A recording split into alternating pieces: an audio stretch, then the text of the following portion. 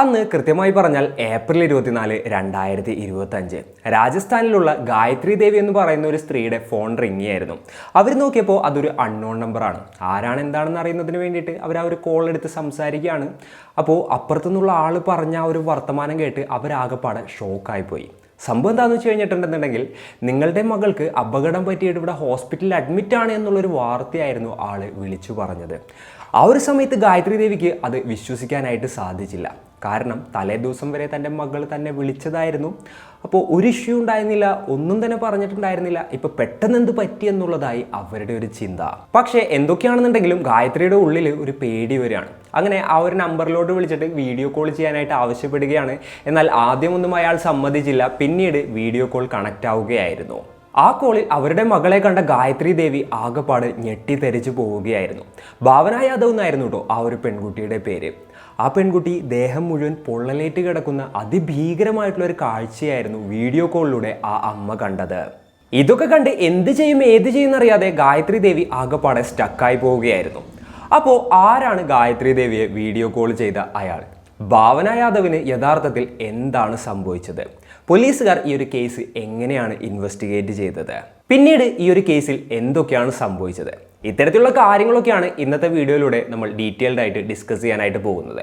Hello guys, welcome back to the channel. Raseen this side. രാജസ്ഥാനിലെ കോട്ട്പുത്ലി എന്ന് പറയുന്ന ഒരു സ്ഥലത്താണ് ഈ ഭാവന യാദവ് ജനിച്ചത്. ഈ ഒരു ഇൻസിഡന്റ് നടക്കുന്ന സമയത്ത് അവർക്ക് ഏകദേശം ഒരു 26 വയസ്സ് പ്രായം കാണും.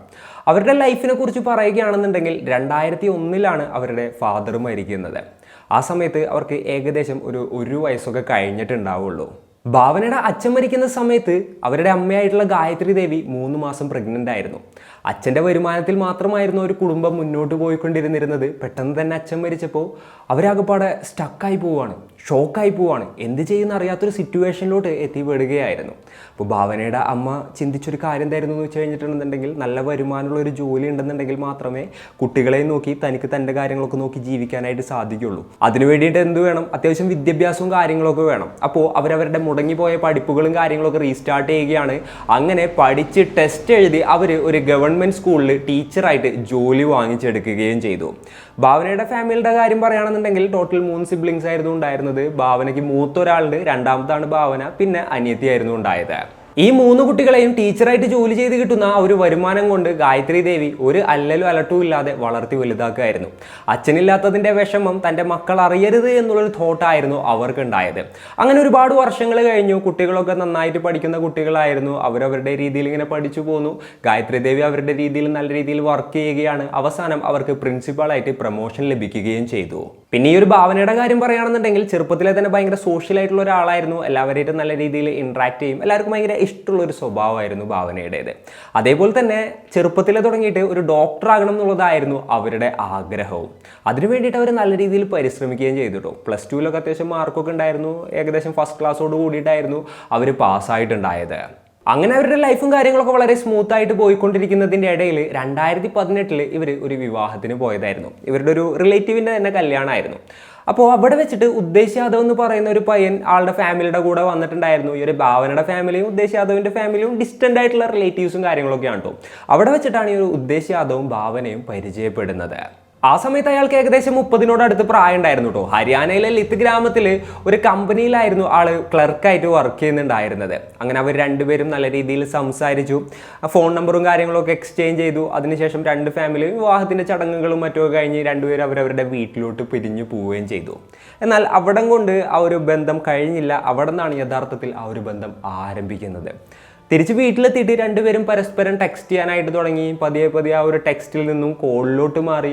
കോളിൽ അവർ മണിക്കൂറുകളോളം സംസാരിക്കാനായിട്ട് തുടങ്ങി. ആദ്യം അവർ നല്ല സുഹൃത്തുക്കളായിട്ട് മാറുകയായിരുന്നു. എന്നാൽ ആ ഒരു സൗഹൃദം പതിയെ പ്രണയത്തിന് വഴിമാറി കൊടുക്കുകയായിരുന്നു. അങ്ങനെ അവർ പ്രണയിക്കാനായിട്ട് തുടങ്ങി. ഇനി ഒരു പ്രണയം കഴിഞ്ഞിട്ട് അടുത്ത സ്റ്റെപ്പിലോട്ട് പോകണം എന്നായി രണ്ടുപേരുടെയും ആഗ്രഹം. കല്യാണം കഴിക്കാനായിട്ട് അവർ രണ്ടുപേരും തീരുമാനിക്കുകയാണ്. ഇത്രത്തോളമൊക്കെ ആയപ്പോൾ തൻ്റെ പ്രണയത്തിൻ്റെ കാര്യം ഉദ്ദേശിച്ച് വീട്ടിൽ പറയാണ്. വീട്ടുകാർക്ക് യാതൊരു ഇഷ്യൂവും കാര്യങ്ങളൊന്നും ഉണ്ടായിരുന്നില്ല. അതേപോലെ തന്നെ ഭാവനയുടെ വീട്ടിലോട്ട് പെണ്ണ് ചോദിക്കാനായിട്ട് വളരെ ക്ലോസ് ആയിട്ടുള്ള ഒരു റിലേറ്റീവിനെ അവർ പറഞ്ഞയക്കുകയും ചെയ്തു.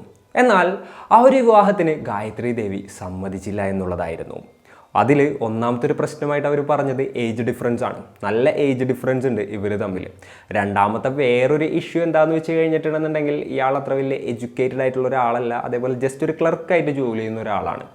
എന്തൊക്കെയാണെങ്കിലും തൻ്റെ മകൾ MBBS എടുക്കും, ഒരു ഡോക്ടറാവും, അപ്പോൾ അതിനനുസരിച്ചിട്ടുള്ള ഒരു എഡ്യൂക്കേഷനൊക്കെ ഉള്ള ഒരാളെ തന്നെ തൻ്റെ മകൾക്ക് പറ്റുള്ളൂ എന്നുള്ളൊരു സ്റ്റാൻഡിൽ ഗായത്രി ദേവി ഉറച്ചു നിൽക്കുകയായിരുന്നു. ആ ഒരു കൂടിക്കാഴ്ചയ്ക്ക് ശേഷം ഭാവന ഉദ്ദേശിൻ്റെ അമ്മയെ വിളിക്കുകയാണ്. തൻ്റെ അമ്മയായിട്ടുള്ള ഗായത്രി ദേവി ഒരു കല്യാണത്തിന് സമ്മതിക്കില്ല എന്നും എന്തൊക്കെയാണെങ്കിലും തനിക്ക് ഉദ്ദേശിൻ്റെ കൂടെ ജീവിക്കാനാണ് താല്പര്യം എന്നുള്ളൊരു കാര്യം അവർ തീർത്ത് പറയുകയാണ്. അപ്പോൾ ഈ ഒരു ഉദ്ദേശിൻ്റെ അമ്മ അവരുടെ അടുത്ത് പറഞ്ഞൊരു കാര്യം എന്തായിരുന്നു എന്ന് വെച്ച് കഴിഞ്ഞിട്ടുണ്ടെങ്കിൽ, രണ്ട് കുടുംബത്തിൻ്റെയും സമ്മതമില്ലാതെ ഒരു വിവാഹവും കാര്യങ്ങളൊന്നും നടക്കില്ല. നീ എന്തായാലും കുറച്ച് സമയം എടുക്കുക, ഒരു 10-15 ദിവസം ടൈം എടുത്ത് വീട്ടുകാരെ കൺവിൻസ് ചെയ്യാനായിട്ട് നോക്ക്. അവർ കൺവിൻസായി, നിങ്ങൾ തമ്മിൽ ഇഷ്ടത്തിലാണല്ലോ, അപ്പോൾ പറഞ്ഞ് സമ്മതിപ്പിച്ച് സെറ്റായി കഴിഞ്ഞിട്ടുണ്ടെന്നുണ്ടെങ്കിൽ വളരെ സന്തോഷത്തോട് കൂടിയിട്ട് നിങ്ങളുടെ വിവാഹം ഞങ്ങൾ നടത്തി തരും. ഇല്ല എന്നുണ്ടെങ്കിൽ ബുദ്ധിമുട്ടായിരിക്കും എന്നുള്ളൊരു കാര്യം ഉദ്ദേശിൻ്റെ അമ്മ തീർത്ത് പറയുകയായിരുന്നു. അതിനുശേഷം ഈ ഒരു ഉദ്ദേശം ആളുടെ അമ്മയും ഗായത്രിയുടെയും അതേപോലെ തന്നെ അവരുടെ മകളായിട്ടുള്ള ഭാവനയുടെയും കോള് വരുന്നതിന് വേണ്ടിയിട്ട് വെയിറ്റ് ചെയ്യായിരുന്നു. 5 ദിവസം കഴിഞ്ഞു, 10 ദിവസം കഴിഞ്ഞു, 15 ദിവസം കഴിഞ്ഞു, 20 ദിവസം കഴിഞ്ഞു, അവരുടെ ഭാഗത്ത് നിന്ന് യാതൊരു റെസ്പോൺസും ഉണ്ടായില്ല. ഇത്രത്തോളമൊക്കെ ആയപ്പോൾ ഉദ്ദേശിന് കാര്യങ്ങളുടെ ഒരു കിടപ്പുവശം മനസ്സിലായി. ഭാവനയെ കൊണ്ട് അവരുടെ അമ്മയെ സമ്മതിപ്പിക്കാനായിട്ട് സാധിച്ചിട്ടില്ല എന്നും, അപ്പോൾ എന്തൊക്കെയാണെന്നുണ്ടെങ്കിലും ഈ ഒരു പ്രണയബന്ധം ഇവിടെ കൊണ്ട് അവസാനിക്കുമെന്നും ആള് മനസ്സിലാക്കുകയാണ്. അതിനുശേഷം ഭാവനയുമായിട്ടുള്ള കംപ്ലീറ്റ് കോണ്ടാക്റ്റ് ആൾ കട്ട് ചെയ്യാണ്. ഭാവനയാണെന്നുണ്ടെങ്കിൽ തൻ്റെ അമ്മയുടെ വാക്കും അതേപോലെ തന്നെ തൻ്റെ കരിയറൊക്കെ വിചാരിച്ചുകൊണ്ട് ആ ഒരു പ്രണയം ത്യജിക്കുകയും ചെയ്യുന്ന ഒരു സിറ്റുവേഷനിലായിട്ടായിരുന്നു കാര്യങ്ങൾ എത്തിയത്. അതിനുശേഷം അവർ MBBS പഠിക്കുന്നതിന് വേണ്ടിയിട്ട് ഫിലിപ്പൈൻസിലോട്ട് പോവുകയും ചെയ്തു. അതിനുശേഷം ഭാവനയുടെ ഫുൾ കോൺസെൻട്രേഷൻ സ്റ്റഡീസിലായിരുന്നു. ഈ ഒരു സൈഡിൽ നമ്മൾ ഉദ്ദേശിച്ച കാര്യം നോക്കുകയാണെന്നുണ്ടെങ്കിൽ ആൾക്ക് സർക്കാർ ജോലി ലഭിക്കുകയും ചെയ്തു. അതായത് ഹരിയാനയിലെ അഗ്രികൾച്ചർ യൂണിവേഴ്സിറ്റിയിൽ ക്ലർക്കായിട്ടുള്ള ഒരു ജോലി തന്നെയായിരുന്നു അദ്ദേഹത്തിന് ലഭിച്ചത്. അങ്ങനെ 2 വർഷം കഴിഞ്ഞു. ഉദ്ദേശിന് അപ്പോഴത്തേന് അത്യാവശ്യം പ്രായമൊക്കെ ആയിട്ടുണ്ടായിരുന്നു. വീട്ടുകാരെന്താണെങ്കിലും വേറൊരു കല്യാണം നോക്കാനായിട്ട് ഉദ്ദേശിനോട് പറയാണ്. അവസാനം ഉദ്ദേശിച്ച് സമ്മതിക്കുകയാണ്. അങ്ങനെ വീട്ടുകാരെ അന്വേഷിച്ച് നിക്കി എന്ന് പറയുന്ന ഒരു പെൺകുട്ടിയുടെ വിവാഹാലോചന വരികയാണ്. ആ ഒരു പെൺകുട്ടിയെ എന്താ പറയുക, നമ്മളുടെ ഉദ്ദേശിനും ഇഷ്ടപ്പെട്ടു, ആ പെൺകുട്ടിക്ക് ഉദ്ദേശിനെ ഇഷ്ടമായി. അങ്ങനെ അവർ കാര്യങ്ങളൊക്കെ സംസാരിച്ചു, അവരുടെ വിവാഹമൊക്കെ ഉറപ്പിച്ചു. ആ ഒരു വിവാഹം നടക്കുകയും ചെയ്തു. വിവാഹത്തിന് ശേഷം അവർക്ക് ഒരു ആൺകുഞ്ഞ് പിറക്കുകയും ചെയ്തു. വളരെ നല്ല രീതിയിൽ വളരെ ഹാപ്പി ആയിട്ടായിരുന്നു ആളുടെ ലൈഫ് അതിനുശേഷം മുന്നോട്ട് പോയിക്കൊണ്ടിരുന്നിരുന്നത്. ആൾക്ക് നല്ലൊരു ജോലിയുണ്ട്, നല്ലൊരു ഭാര്യയുണ്ട്, ഒരു കുട്ടിയുണ്ട്. യാതൊരു വിഷയങ്ങളും കാര്യങ്ങളും ഉണ്ടായിരുന്നില്ല ആളുടെ ലൈഫിൽ. ആളുടെ ഭാര്യയും മകനും ഹരിയാനയിലെ ലിത്ത് ഗ്രാമത്തിലെ അവരുടെ സ്വന്തം വീട്ടിൽ തന്നെയായിരുന്നു താമസിക്കുന്നുണ്ടായിരുന്നത്. ആളാണെന്നുണ്ടെങ്കിൽ ആ ഒരു അഗ്രികൾച്ചർ യൂണിവേഴ്സിറ്റി ഉണ്ടല്ലോ, അതിൻ്റെ തന്നെ ക്വാർട്ടേഴ്സിലുമായിരുന്നു താമസിക്കുന്നുണ്ടായിരുന്നത്. അപ്പോൾ വീക്കെൻഡ്സിലും അതേപോലെ തന്നെ ലീവ് കിട്ടുന്ന സമയങ്ങളിലൊക്കെ ആൾ വീട്ടിൽ പോകും, തൻ്റെ ഭാര്യയുടെയും കുട്ടിയുടെ ഒക്കെ ഒപ്പം ടൈം സ്പെൻഡ് ചെയ്യും. അതിനുശേഷം ജോലിക്കായിട്ട് തിരിച്ചു വരും. അതായിരുന്നു ആളുടെ ഒരു റൊട്ടീൻ. യെസ്, ഭാവനയും ഉദ്ദേശം മൂവ് ഓൺ ചെയ്ത് അവരവരുടേതായിട്ടുള്ള ലൈഫ് സ്റ്റാർട്ട് ചെയ്യായിരുന്നു. ഓറൽസ് അങ്ങനെയായിരുന്നു എല്ലാവരും കരുതിയതെന്ന് വേണം പറയാൻ. അതായത് ഭാവന ഒരു സമയത്ത് ഫുൾ സ്റ്റഡീസിൽ മുഴുകിയിരിക്കുകയായിരുന്നു. ഉദ്ദേശമാണെന്നുണ്ടെങ്കിൽ ആളുടെ ഫാമിലി ലൈഫും ജോലിയൊക്കെ ആയിട്ട് ഇങ്ങനെ നല്ല സ്മൂത്തായിട്ട് തന്നെ മുന്നോട്ട് പോയിക്കൊണ്ടിരിക്കുകയായിരുന്നു. അങ്ങനെ 2023 ഭാവനയുടെ MBBS കഴിയാണ്. അവർ തിരിച്ച് നാട്ടിലോട്ട് വന്നു. അതിനുശേഷം FMG എക്സാമിന് വേണ്ടിയിട്ട് പ്രിപ്പയർ ചെയ്യാനും തുടങ്ങി. അതായത് ഫോറിൻ മെഡിക്കൽ ഗ്രാജുവേറ്റ് എക്സാമിനേഷനിലെ, അതായത് പുറത്തുനിന്നൊക്കെ പഠിച്ച് MBBS പഠിച്ചു വരുന്ന വിദ്യാർത്ഥികൾ ഇവിടെ വന്നിട്ട് ആ ഒരു ടെസ്റ്റ് എഴുതി പാസ്സായിട്ടുണ്ടെന്നുണ്ടെങ്കിലാണ് നമ്മളെ നാട്ടിൽ ഡോക്ടറായിട്ട് പ്രാക്ടീസ് ചെയ്യാൻ പറ്റുള്ളൂ. നിങ്ങൾക്ക് എല്ലാവർക്കും അറിയാവുന്ന ഒരു കാര്യമായിരിക്കും. അങ്ങനെ ആ ഒരു എക്സാമിന് വേണ്ടിയിട്ട് ഇവർ പ്രിപ്പറേഷനും കാര്യങ്ങളൊക്കെ സ്റ്റാർട്ട് ചെയ്യാണ്. അതേപോലെ തന്നെ ഓൺലൈനായിട്ടുള്ള കോച്ചിങ് ക്ലാസ്സും കാര്യങ്ങളൊക്കെ അറ്റൻഡ് ചെയ്തു. അപ്പോൾ ഇതിൻ്റെ മോക്ക് ടെസ്റ്റുകൾ കാര്യങ്ങളൊക്കെ ഇടയ്ക്കിടയ്ക്ക് ഓഫ്ലൈനായിട്ട് നടക്കാറുണ്ടായിരുന്നു. അതിന് വേണ്ടിയിട്ട് അവർ ഡൽഹിയിൽ പോകാറും ഉണ്ടായിരുന്നു. അപ്പോൾ ഡൽഹിയിൽ ആ സമയത്ത് അവരുടെ അനിയത്തി ഉണ്ടായിരുന്നു. അവരവിടെ ഒരു റൂമൊക്കെ എടുത്ത് പഠിക്കുകയായിരുന്നു. അവർ ആ ഒരു സമയത്ത് സിവിൽ സർവീസിൻ്റെ കോച്ചിങ് കാര്യങ്ങളൊക്കെ പോകുമായിരുന്നു കേട്ടോ. അപ്പോൾ സ്ഥിരമായിട്ട് അനിയത്തി അവിടെ ഉണ്ട്. ഇവർ എക്സാം എഴുതേണ്ട ടൈമൊക്കെ ആവുന്ന സമയത്ത് നേരെ ഡൽഹിയിലോട്ട് വരും, അനിയത്തിയുടെ റൂമിൽ നിൽക്കും. അവർ ഇതേപോലെ തന്നെ എക്സാമും കാര്യങ്ങളൊക്കെ എഴുതും, തിരിച്ചു വരും. അതൊക്കെയായിരുന്നു ഇവരുടെ ഒരു റൊട്ടീൻ. പക്ഷേ അതിനിടയിൽ മറ്റൊരു കാര്യം കൂടെ ഇവരുടെ രണ്ടുപേരുടെയും ജീവിതത്തിൽ സംഭവിക്കുകയാണ്. സംഭവം എന്താണെന്ന് വെച്ച് കഴിഞ്ഞിട്ടുണ്ടെങ്കിൽ ഉദ്ദേശം അതുപോലെ തന്നെ ഭാവനയും വീണ്ടും സംസാരിക്കാനായിട്ട് തുടങ്ങി.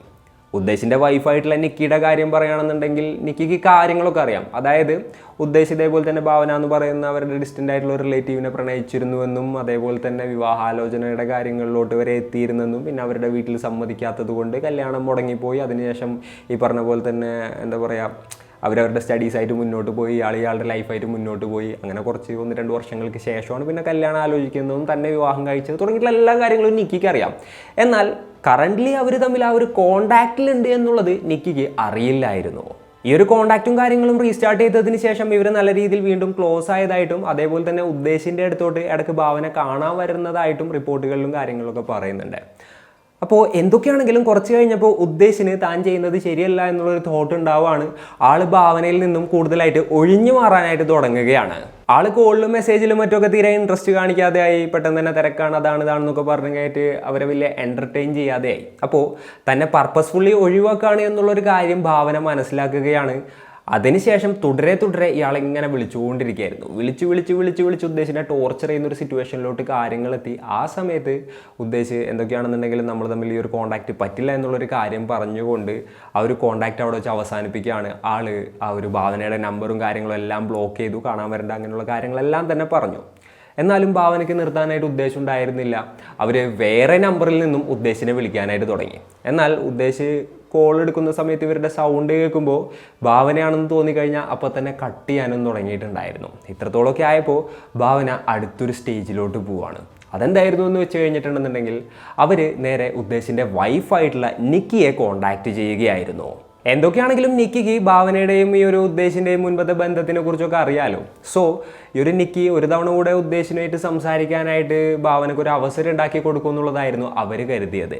എന്നാൽ അവിടെ ഭാവനയ്ക്ക് വീണ്ടും തെറ്റുകയായിരുന്നു. ഓൾറെഡി ഈ ഒരു ഉദ്ദേശം വീണ്ടും ഈ ഒരു സ്ത്രീ കോൺടാക്ട് ചെയ്യുന്നതിനെക്കുറിച്ചും ഇതിനെക്കുറിച്ചൊക്കെ ഡീറ്റെയിൽഡ് ആയിട്ട് തൻ്റെ വൈഫായിട്ടുള്ള നിക്കിയുടെ അടുത്ത് ചർച്ച ചെയ്തിട്ടുണ്ടായിരുന്നു.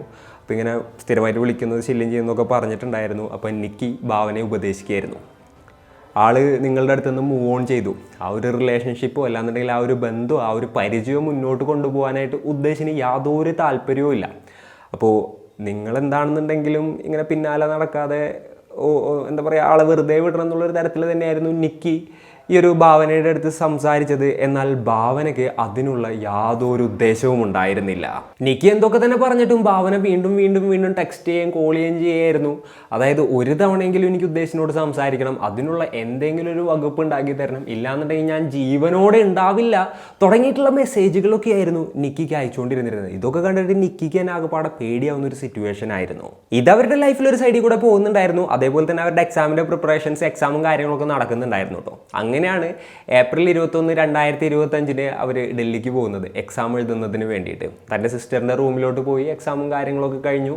23-ാം തീയതി ഒരു ഈവനിങ് ടൈമൊക്കെ ആയപ്പോൾ അവർ തൻ്റെ അമ്മയെ വിളിക്കുകയാണ്. അതായത് ഗായത്രി ദേവിയെ വിളിച്ചിട്ട് പറഞ്ഞു, ഞാൻ നാളെ രാവിലെ എന്തായാലും വീട്ടിലോട്ട് വരും, അപ്പോൾ കാണാമെന്നൊക്കെ പറഞ്ഞു കഴിഞ്ഞിട്ട് കോള് കട്ട് ചെയ്തു. അതിനുശേഷമാണ് ഈ ഒരു 24-ാം തീയതി ഗായത്രി ദേവിക്ക് മകൾക്ക് പൊള്ളലേറ്റു എന്ന് പറഞ്ഞു കഴിഞ്ഞിട്ട് ഒരു കോള് വരുന്നത്. സംഭവിച്ചെന്താണെന്ന് വെച്ച് കഴിഞ്ഞിട്ടുണ്ടെങ്കിൽ ആസ് യൂഷ്വൽ 24-ാം തീയതി ഗായത്രി ദേവി രാവിലെ എഴുന്നേറ്റ് വീട്ടിലത്തെ പണിയും കാര്യങ്ങളൊക്കെ ചെയ്തു, നേരെ സ്കൂളിലോട്ട് പോയി. അവരവരുടെ വർക്കിൽ ഇങ്ങനെ മുഴുകിയിരിക്കുന്ന സമയത്താണ് അൺനോൺ നമ്പറിൽ നിന്ന് ആ ഒരു കോള് വരുന്നതും കോൾ എടുക്കുന്നതും. കോൾ എടുത്തിട്ട് അവർ നോക്കുമ്പോൾ ആൾ ആദ്യം പറഞ്ഞൊരു കാര്യം, നിങ്ങളുടെ മകൾ പൊള്ളലേറ്റ് ഇവിടെ ഹോസ്പിറ്റലിൽ കിടക്കുകയാണ്, എത്രയും പെട്ടെന്ന് ഇങ്ങോട്ട് എത്തണം എന്നുള്ളതായിരുന്നു. അപ്പോൾ അവരാകെപ്പാടെ ഞെട്ടിപ്പോയി. അതേപോലെ തന്നെ അവർക്ക് ദേഷ്യവും വന്നു. അതായത് ഇപ്പോൾ ഒരുപാടധികം ഫ്രോഡ് കോളുകളും മറ്റൊക്കെ വരുന്നുണ്ടല്ലോ, ഇതും അത്തരത്തിലുള്ള എന്തെങ്കിലും ഫ്രോഡ് കോളോ അങ്ങനെ എന്തെങ്കിലുമൊക്കെ ആയിരിക്കും എന്നുള്ളതായിരുന്നു അവർ ആദ്യം കരുതിയത്. അങ്ങനെ കോളോ കട്ട് ചെയ്തു. എന്നാൽ കുറച്ച് നേരം കഴിഞ്ഞപ്പോൾ അവരുടെ ഉള്ളിൽ ആ ഒരു അമ്മയുണ്ടല്ലോ, ആ അമ്മയ്ക്ക് എന്തോ ഒരു വിഷമോ കാര്യങ്ങളോ എന്തൊക്കെയോ ഒരു പകപ്പ് തോന്നുകയാണ്. അങ്ങനെ ഇതിലെന്തെങ്കിലും സത്യം ഉണ്ടോ എന്ന് അറിയുന്നതിന് വേണ്ടിയിട്ട് ആളെ തിരിച്ചു വിളിക്കുകയാണ്. ആളെ തിരിച്ചു വിളിച്ചിട്ട് പറഞ്ഞു, വീഡിയോ കോൾ ചെയ്യണം, എനിക്ക് എൻ്റെ മക്കളെ കാണണം, എന്നാൽ മാത്രമേ എനിക്ക് വിശ്വസിക്കാനായിട്ട് പറ്റുള്ളൂ എന്ന് ആളെ ഇങ്ങനെ റിപ്പീറ്റഡ് ആയിട്ട് പറയായിരുന്നു. എന്നാൽ വീഡിയോ കോൾ ചെയ്യാനായിട്ട് അപ്പുറത്തുള്ള ആൾ തീരെ തയ്യാറായില്ല. അങ്ങനെ ഇവർ കണ്ടിന്യൂസ് ആയിട്ട് ഇങ്ങനെ വീഡിയോ കോൾ ചെയ്തുകൊണ്ടേയിരിക്കുകയായിരുന്നു. അവസാനം ആ ഒരു വീഡിയോ കോൾ അക്സെപ്റ്റ് ചെയ്യാണ്. എന്നിട്ട് മകളെ കാണിച്ചു കൊടുത്തു. ആ ഒരു സമയത്ത് എന്താ പറയുക, കഴുത്തിൻ്റെ അവിടെ നിന്ന്, അതായത് മുഖത്തും കഴുത്തിൻ്റെ അവിടെ നിന്ന് താഴത്തോട്ടൊക്കെ പൊള്ളലായിട്ട് വല്ലാത്തൊരു സിറ്റുവേഷനിൽ കിടക്കുന്ന ഭാവനയായിരുന്നു ഗായത്രി ദേവി കണ്ടത്. ആ കോളിൽ ഒരേ ഒരു വാക്ക് മാത്രമേ ഈ ഒരു ഗായത്രി ദേവിയുടെ അടുത്ത് ഭാവന പറഞ്ഞുള്ളൂ, അമ്മേ എന്നെ രക്ഷിക്കണേ എന്നുള്ളത്. അതൊക്കെ കൂടെ കണ്ടും കേട്ടും ആകെപ്പാടെ ഈ ഒരു ഗായത്രി ദേവി ഷോക്കായി പോയി. അവർക്ക് ഒന്നും ചെയ്യാനും പറ്റുന്നില്ല, കരയാനും പറ്റുന്നില്ല, എന്താ ചെയ്യേണ്ടതെന്നുള്ളൊരു ഐഡിയ ഇല്ല. ആകെ വല്ലാത്തൊരു സിറ്റുവേഷനിൽ അവർ സ്റ്റക്കായി പോവുമായിരുന്നു. ഉടനെ തന്നെ അവിടെ നിന്നും ഗായത്രി ദേവി ഹോസ്പിറ്റലിലോട്ട് പുറപ്പെടുകയായിരുന്നു. ഹരിയാനയിലെ ഹിസാനിലെ സോണി ഹോസ്പിറ്റലിലായിരുന്നു ഭാവനയെ അഡ്മിറ്റ് ചെയ്തിട്ടുണ്ടായിരുന്നത്. അവരവിടെ എത്തി നോക്കുമ്പോൾ മകളുടെ അവസ്ഥ വല്ലാത്തൊരവസ്ഥയായിരുന്നു. വല്ലാത്തൊരു സിറ്റുവേഷനിലായിരുന്നു അവരുണ്ടായിരുന്നത്. അടുത്തതായിട്ട് തൻ്റെ മകളെ ആരാണ് അഡ്മിറ്റ് ചെയ്തത് എന്നുള്ളതായി അവരുടെ ചോദ്യം. എന്നാൽ അവിടെയുള്ള ഹോസ്പിറ്റൽ സ്റ്റാഫിനോ മറ്റാർക്കും തന്നെ ആരാണ് ഇവർ അഡ്മിറ്റ് ചെയ്തത് എന്നതിനെക്കുറിച്ച് ഇങ്ങോട്ട് വലിയ ഡീറ്റെയിൽസ് ഒന്നും അറിയില്ലായിരുന്നു. അങ്ങനെ അവിടെ കുറച്ച് എന്താ പറയുക ഡീറ്റെയിൽസ് കൊടുത്തിട്ടുണ്ടായിരുന്നു അഡ്മിറ്റ് ചെയ്ത ടൈമിൽ. അതൊക്കെ കൂടെ നോക്കുകയാണ്. അതേപോലെ തന്നെ നോക്കിയപ്പോൾ പിന്നെ CCTV കാര്യങ്ങളും കൂടെ ഒക്കെ പരിശോധിക്കുകയാണ്. അതൊക്കെ കൂടെ കണ്ടപ്പോൾ ഇവർക്ക് കാര്യം മനസ്സിലായി. ഉദ്ദേശമാണ് തൻ്റെ മകളെ കൊണ്ടൊന്ന് ഇവിടെ അഡ്മിറ്റ് ചെയ്തതെന്നുള്ള കാര്യം അവർക്ക് മനസ്സിലാവുകയാണ്. അതുപോലെ തന്നെ തന്നെ കോൾ ചെയ്തതും ഉദ്ദേശമാണെന്നുള്ളതും ഇവർക്ക് മനസ്സിലാവുകയാണ്. അപ്പോഴത്തേനും ഡോക്ടർമാർ അവർക്ക് പറ്റാവുന്ന കാര്യങ്ങളൊക്കെ ഇവർ രക്ഷിക്കാൻ വേണ്ടി ചെയ്യുന്നുണ്ടായിരുന്നു കേട്ടോ. ഏകദേശം ഒരു 80% അവർക്ക് പൊള്ളലേറ്റിട്ടുണ്ടായിരുന്നു. അതേപോലെ തന്നെ കൂടുതൽ ഫെസിലിറ്റി ഉള്ള ഒരു ഹോസ്പിറ്റലിലോട്ട് മാറ്റണം എന്ന് പറഞ്ഞു. അങ്ങനെ അവിടെ നിന്ന് നേരെ രാജസ്ഥാനിലുള്ള SMS ഹോസ്പിറ്റലിലോട്ട് അവരെ മാറ്റുകയും ചെയ്തു. എന്നാൽ ചികിത്സ ഫലിക്കാതെ ഭാവന ആ ഒരു ഹോസ്പിറ്റലിൽ വെച്ചിട്ട് മരണപ്പെടുകയായിരുന്നു. അതിനുശേഷം ഗായത്രി ദേവി നേരെ പോലീസ് സ്റ്റേഷനിൽ പോയിട്ട് ഒരു കംപ്ലൈൻറ്റ് കൊടുക്കുകയാണ്. തൻ്റെ മകളുടെ മരണത്തിന് ഉത്തരവാദിയായിട്ടുള്ളത് ഉദ്ദേശം എന്ന് പറയുന്ന ഒരാളാണെന്നും എത്രയും പെട്ടെന്ന് അയാളെ പിടികൂടണമെന്നും അയാൾക്ക് അർഹമായിട്ടുള്ള ശിക്ഷ വാങ്ങിക്കൊടുക്കണമെന്ന് പറഞ്ഞിട്ടുള്ള ഒരു കംപ്ലൈൻ്റ് ആയിരുന്നു അത്. എന്താണെങ്കിലും തന്നെ അന്വേഷിച്ച് പോലീസുകാരും ഇതേപോലെ തന്നെ ഈ ഒരു ഗായത്രി ദേവിയും വരുമെന്ന് മനസ്സിലാക്കിയിട്ട് ഉദ്ദേശിച്ച് അപ്പോഴത്തേനും മുങ്ങിയിട്ടുണ്ടായിരുന്നു. ആള് ഒളിവിലായിരുന്നു. പോലീസുകാർ എങ്ങനെയൊക്കെ അന്വേഷിച്ചിട്ടും ആളെ ആ ഒരു സമയത്ത് കണ്ടെത്താനായിട്ട് സാധിച്ചില്ല. പോലീസുകാർ ഇൻവെസ്റ്റിഗേഷൻ സ്റ്റാർട്ട് ചെയ്തിട്ട് ആദ്യം തന്നെ ഹോസ്പിറ്റലിലത്തെ CCTV വിഷ്വൽസും കാര്യങ്ങളൊക്കെയാണ് പരിശോധിച്ചത്. അപ്പോൾ ഒരു ഷോള് പൊതിപ്പിച്ചിട്ട് ഈ ഒരു ഭാവനയും കൊണ്ട് ഉദ്ദേശിച്ച് വരുന്നതിൻ്റെ വിഷ്വൽസും കാര്യങ്ങളൊക്കെ പോലീസിന് ലഭിക്കുകയാണ്. അടുത്തതായിട്ട് പോലീസുകാർ നേരെ പോയത് ഉദ്ദേശിൻ്റെ ക്വാർട്ടേഴ്സിലോട്ടായിരുന്നു. ആ ഒരു ക്വാർട്ടേഴ്സ് മുഴുവൻ അരിച്ചു പറക്കിയപ്പോൾ അവിടെ നിന്ന് അവർക്കൊരു വാട്ടർ ബോട്ടിൽ കിട്ടി. ആ ഒരു ബോട്ടിലിൻ്റെ ഉള്ളിൽ പെട്രോളിൻ്റെ സ്മെല്ലുണ്ടായിരുന്നു. അതേപോലെ തന്നെ അതിന് ചുറ്റുവട്ടവും ഇവർ പരിശോധിച്ചപ്പോൾ വേറെ സ്ട്രേഞ്ച് ആയിട്ടുള്ളൊരു കാര്യം കൂടി ഇവർ നോട്ട് ചെയ്യാണ്. അതായത് ഒരു 5-6 അടി പൊക്കമുണ്ട് അവിടുത്തെ മതിലിന്. അപ്പോൾ ആ ഒരു മതിൽ ചാടുന്നതിന് വേണ്ടിയിട്ട് ഒരു എന്താ പറയുക കുറച്ച് കല്ലുകൾ ഇങ്ങനെ അടക്കി വെച്ചിട്ടുണ്ടായിരുന്നു ആളുടെ ഒരു ക്വാർട്ടേഴ്സിൻ്റെ മതിലിൻ്റെ ആ ഒരു ബാക്ക് സൈഡിൽ, ആരും കാണാതെ വീട്ടിലോട്ട് ചാടുന്നതിന് വേണ്ടിയിട്ട്. അവിടെയൊക്കെ എത്രയൊക്കെ അന്വേഷിച്ചിട്ടും ഉദ്ദേശിൻ്റെ പോലീസിന് കണ്ടെത്താനായിട്ട് സാധിച്ചില്ല. അതിനുശേഷം നേരെ ഉദ്ദേശിൻ്റെ വില്ലേജിലോട്ടായിരുന്നു പോലീസുകാർ പോയത്. എന്നാൽ അവിടെയും ഉദ്ദേശം ഉണ്ടായിരുന്നില്ല. ഉദ്ദേശം അവിടെ വന്നിട്ടുണ്ടായിരുന്നു എന്ന് പോലീസിന് മനസ്സിലായി. അതേപോലെ തന്നെ ആളുടെ വീടും പരിസരവും ഫുള്ളായിട്ട് പരിശോധിച്ചപ്പോൾ വീടിൻ്റെ ബാക്കിൽ ഇത്തിരി ചെറിയ കാട് പിടിച്ചൊരു ഏരിയ ഉണ്ട്. അവിടെ നിന്ന് ഇയാളുടെ സെൽഫോൺ കൂടെ പോലീസിന് കണ്ടെത്താനായിട്ട് സാധിച്ചു.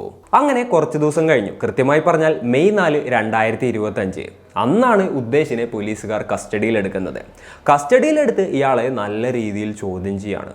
3 ദിവസം തുടർച്ചയായി വളരെ ഹാർഡായിട്ട് തന്നെ ഇയാളെ ക്വസ്റ്റ്യൻ ചെയ്തിട്ടും ഒന്നും ഇയാളുടെ വായിൽ നിന്ന് വന്നില്ല.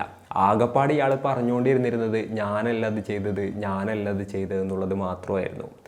തൻ്റെ ഭാഗത്ത് യാതൊരു തെറ്റുമില്ല എന്നുള്ളൊരു കാര്യം മാത്രമായിരുന്നു അയാൾ അത്രയും നേരത്തെ ക്വസ്റ്റ്യനിങ്ങിലും പറഞ്ഞുകൊണ്ടിരിക്കുന്നുണ്ടായത്. പോലീസിൻ്റെ ഒരു തിയറി എന്താണെന്ന് വെച്ച് കഴിഞ്ഞിട്ടുണ്ടെന്നുണ്ടെങ്കിൽ ഹിസാറിൽ അഗ്രികൾച്ചർ യൂണിവേഴ്സിറ്റിയിലായിരുന്നല്ലോ ആൾ വർക്ക് ചെയ്യുന്നുണ്ടായിരുന്നത്. സോ ആൾ ഭാവനയെ ഹിസാറിലോട്ട് വിളിപ്പിച്ചിട്ടുണ്ടാവും സംസാരിക്കുന്നതിന് വേണ്ടിയിട്ട്. എന്നിട്ട് ആരും കാണാതെ ബാക്കിൽ ആ കല്ലൊക്കെ അടക്കി വെച്ചിട്ടുണ്ടായിരുന്നില്ലേ മതിൽ ചാടാൻ വേണ്ടിയിട്ട്, അതിലൂടെ ആയിരിക്കും ഇവർ രണ്ടുപേരും നേരെ ക്വാർട്ടേഴ്സിലോട്ട് കയറിയിട്ടുണ്ടാവുക. എന്നിട്ട് അവർ സംസാരിച്ചിട്ടുണ്ടാവും. ആ ഒരു സംസാരത്തിൻ്റെ ഇടയിൽ പ്രശ്നങ്ങൾ ഉണ്ടായിട്ടുണ്ടാവും, ഇവർ തമ്മിൽ തർക്കങ്ങൾ ഉണ്ടായിട്ടുണ്ടാവും. ആ ഒരു തർക്കത്തിൻ്റെ ഇടയിൽ ആകപ്പാടെ ഇഷ്യൂ ആയിട്ട് ആ ഒരു പെട്രോൾ ഉണ്ടായിരുന്നത് എടുത്തുകയറ്റി ഇയാൾ ആ ഒരു സ്ത്രീയുടെ ദേഹത്ത് ഒഴിച്ചിട്ടുണ്ടാവും, അതിനുശേഷം കത്തിച്ചിട്ടുണ്ടാവും എന്നുള്ളൊരു തിയറിയാണ് പോലീസിൻ്റേത്. പിന്നെ തൻ്റെ മേൽ സംശയം വരണ്ട എന്ന് കരുതിയിട്ടായിരിക്കാം അയാൾ ഭാവനയും കൊണ്ട് ഉടനെ തന്നെ ഹോസ്പിറ്റലിലോട്ട് എത്തിയിട്ടുണ്ടാവുക. എന്താണെങ്കിലും ഭാവന രക്ഷപ്പെടില്ല എന്നുള്ളൊരു കാര്യം അയാൾക്ക് ഉറപ്പായിട്ടുണ്ടാകണം.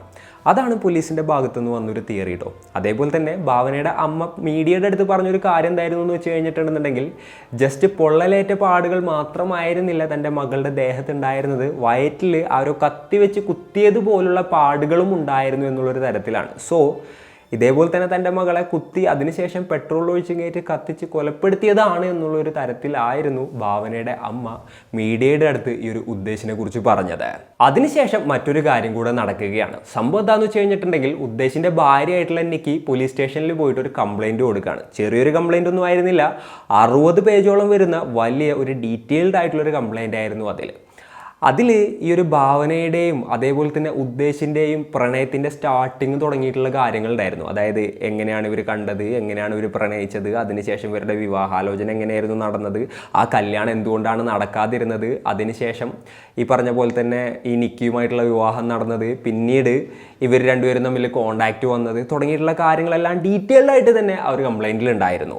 അതുപോലെ തന്നെ നിക്കിക്ക് ഭാവന അയച്ച മെസ്സേജസിൻ്റെ സ്ക്രീൻഷോട്ട്സും കാര്യങ്ങളും കൂടെ ആ ഒരു കംപ്ലൈൻറ്റിൽ അവർ അറ്റാച്ച് ചെയ്തിട്ടുണ്ടായിരുന്നു. അപ്പോൾ ഈ ഒരു ഇൻസിഡൻറ്റ് നടക്കുന്നതിന് 2 ദിവസം മുൻപ് അവർ നിക്കിക്ക് അയച്ച മെസ്സേജ് എന്തായിരുന്നു എന്ന് വെച്ച് കഴിഞ്ഞിട്ടുണ്ടെന്നുണ്ടെങ്കിൽ ഉദ്ദേശിൻ്റെ കൂടെ സംസാരിക്കാതെ എനിക്ക് ജീവിക്കാനായിട്ട് സാധിക്കില്ല, എനിക്ക് എന്താ പറയുക, എനിക്ക് ഈ ഒരു ലൈഫ് തന്നെ വേണ്ട, അങ്ങനെയുള്ള രീതിയിലുള്ള മെസ്സേജസും കാര്യങ്ങളൊക്കെ ആയിരുന്നു അവർ സ്ഥിരമായിട്ട് അയക്കുന്നുണ്ടായത്. അപ്പോൾ ഈ ഒരു നിക്കി പറയുന്നതനുസരിച്ചിട്ട് നോക്കുകയാണെന്നുണ്ടെങ്കിൽ ഈ ഒരു ഉദ്ദേശിൻ്റെ കല്യാണം കഴിഞ്ഞു, ആൾ നല്ല ഹാപ്പി ആയിട്ട് ലൈഫ് കാര്യങ്ങളൊക്കെ മുന്നോട്ട് നയിക്കുന്നുണ്ട്. ഇതൊക്കെ കണ്ടിട്ട് മെൻ്റലി ഈ എന്താ പറയുക ഭാവനയ്ക്ക് താങ്ങാൻ പറ്റുന്നുണ്ടായിരുന്നിട്ടുണ്ടാവില്ല. അങ്ങനെ അവരൊരു എന്താ പറയുക സ്റ്റേബിൾ അല്ലാത്തൊരു സിറ്റുവേഷനിലോട്ട് പോയിട്ടുണ്ടാവും. സോ അവർ തന്നെയാണ് ഇത്തരത്തിലുള്ള കാര്യങ്ങളൊക്കെ ചെയ്തിട്ടുള്ളത്. അതായത് അവരാണ് പെട്രോൾ ഒഴിച്ച് അവരുടെ ദേഹത്ത് കത്തിച്ചത് എന്നുള്ളൊരു തരത്തിലാണ് ഈ ഒരു നിക്കിയുടെ കംപ്ലൈൻറ്റിൽ പറയുന്നത്. യെസ്, തൻ്റെ ഹസ്ബൻഡായിട്ടുള്ള ഉദ്ദേശിന് ഈ ഒരു കേസുമായിട്ട് യാതൊരു ബന്ധവും ഇല്ലാന്നും തൻ്റെ കൺമുന്നിൽ വെച്ച് ഇത്തരത്തിലുള്ള കാര്യങ്ങളൊക്കെ നടന്നപ്പോൾ ഉടനെ തന്നെ എങ്ങനെയോ അവരെ രക്ഷിക്കാൻ ശ്രമിച്ചിട്ടാണ് ആൾ നേരെ ഹോസ്പിറ്റലിലോട്ട് കൊണ്ടെത്തിച്ചത് തുടങ്ങിയിട്ടുള്ള കാര്യങ്ങളായിരുന്നു അവർ പറഞ്ഞത്. എന്തൊക്കെയാണെങ്കിലും ഇൻവെസ്റ്റിഗേഷനും കാര്യങ്ങളൊക്കെ നടക്കുന്നുണ്ട്. അപ്പോൾ ഈ ഒരു സ്റ്റോറി കേട്ടപ്പോൾ നിങ്ങൾക്ക് എന്താണ് തോന്നിയത്? ഈ കേസിനെ കുറിച്ചിട്ട് നിങ്ങൾ കരുതുന്നത് എന്താണ്? നിക്കി പറഞ്ഞ രീതിയിലായിരിക്കും കാര്യങ്ങൾ നടന്നിട്ടുണ്ടാവുക, അല്ല എന്നുണ്ടെങ്കിൽ പോലീസ് പറഞ്ഞ തിയറിക്ക് അനുസരിച്ചിട്ടായിരിക്കും കാര്യങ്ങൾ നടന്നിട്ടുണ്ടാവുക, അല്ലാന്നുണ്ടെങ്കിൽ ഈ ഒരു ഭാവനയുടെ അമ്മയായിട്ടുള്ള ഗായത്രി ദേവി പറഞ്ഞ രീതിയിലായിരിക്കുമോ കാര്യങ്ങൾ നടന്നിട്ടുണ്ടാവുക? എന്തൊക്കെയാണ് നിങ്ങളുടെ തോട്ട്സ്? നിങ്ങളുടെ തോട്ട്സും കാര്യങ്ങളും എന്തൊക്കെയാണെന്നുണ്ടെങ്കിലും താഴെ കമൻറ്റുകളായിട്ട് രേഖപ്പെടുത്തുക. അപ്പോൾ ഇന്നത്തെ ഒരു വീഡിയോയിൽ ഇത്രയൊക്കെ തന്നെ പറയാനുള്ളൂ. And it's me Radeen signing off. Peace. Stay peaceful guys. Stay safe.